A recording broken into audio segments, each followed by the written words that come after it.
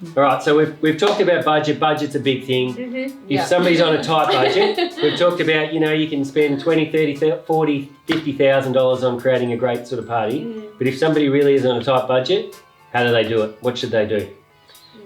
Don't have the party, or save up for a few more years? Save up. Just hold. Just wait. Pick grandma up for a loan. What can people do to get their budget, to throw a half decent party? To stretch their money. Yeah. What should they be thinking about? What's important, what's not? Well, I think they need to look at the foundation, what you really need versus maybe what you want. Having personalized place cards, like, if you've got a really tight budget, that's not going to be important to a party. Rather than having, I'm going to have a DJ rather than have a Spotify playlist. That's going to, make or break. So I think it's definitely the foundation of a party.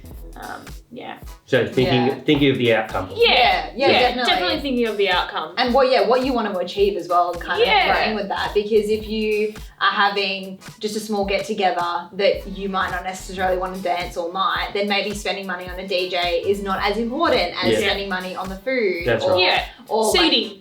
Or seating. It really comes down to, and this is where it's such a personalized thing, because it really depends on what you want to achieve and how you want like the whole experience of the party or the event, no matter what it is, to be. And whether that's writing in a list of, I want this is a non-negotiable.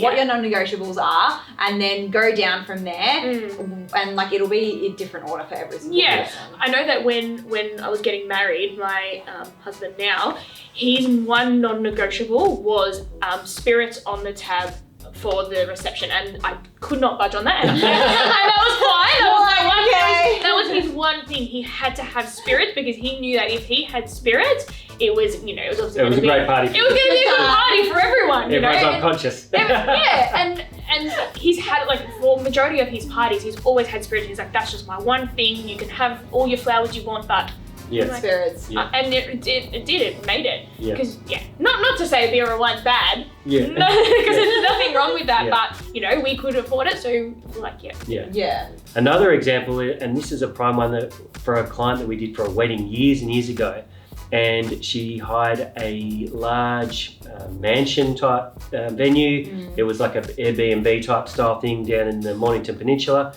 And she wanted it to be a big party.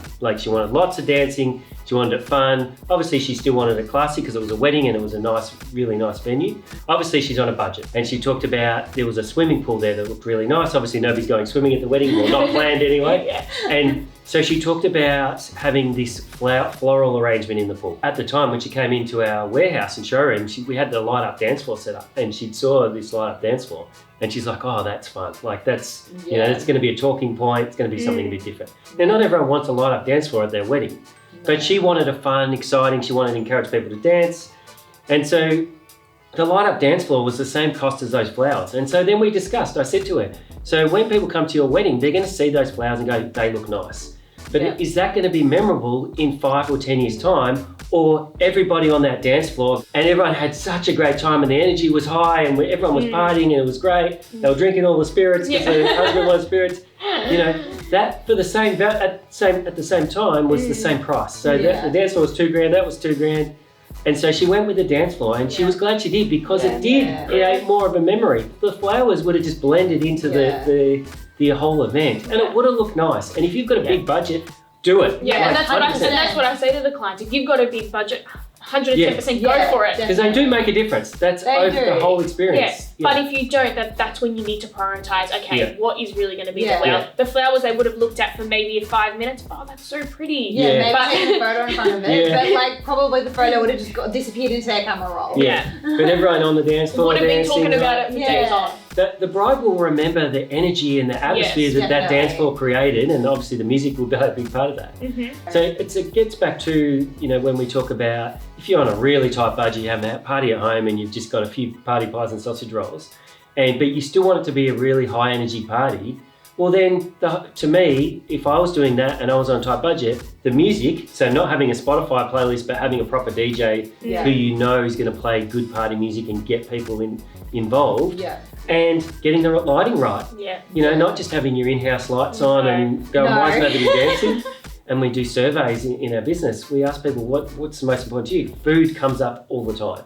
But food is, when we ask them after the event what was the most memorable, it wasn't food. No. Food's number 3 or 4 on the list. It was everyone was on the dance floor, the place looked awesome. Food is only a small part of it. So unless you're having a nice wedding or a formal occasion and you've got a big budget, spend it on food. But otherwise, a grazing table that's going to cost you a lot less. We'll probably do the exact same. And let's be realistic. At the end of the day, when people come to a party, they're showing up at 8 o'clock. They're probably eaten anyway. So that's where you can save on your budget. Being realistic, thinking of the outcome, as you guys say. Think of the outcome and go, what's really important? What's going to add the most value?